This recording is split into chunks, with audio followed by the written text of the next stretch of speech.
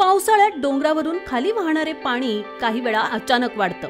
अनेकदा हे इतक्या वेगाने वाढतं की धबधबा खाली भिजण्याचा आनंद घेणाऱ्या लोकांनाही लक्षात येत नाही। अशा वेळी अनेक दुर्दैवी घटना घडतात। त्यामुळे मुसळधार पावसात धबधब्यात भिजण्यासाठी जाण्यास स्थानिक प्रशासन आणि पोलिसांकडून मज्जाव केला जातो। तरीही काही लोक जीव धोक्यात घालत तेथे जातात। अशाच प्रकारे काही तरुणही एका धबधब्याखाली भिजत होते। यावेळी तिथं अचानक पोलिसांची एंट्री झाली। यानंतर पोलिसांनी जे काही केलं ते पाहून लोकांना हसू आवरणं अवघड झालं आहे। पोलीस चक्क भिजणाऱ्या तरुणांचे दगडावर ठेवलेले कपडे घेऊन निघाले। त्यानंतर पुढे काय झालं जाणून घेऊ। या घटनेचा एक व्हिडिओ सध्या सोशल मीडियावर व्हायरल होतोय। ही घटना कर्नाटकातील चिकमंगळूर आलेखान फॉल्स 4 माडी येथील आहे।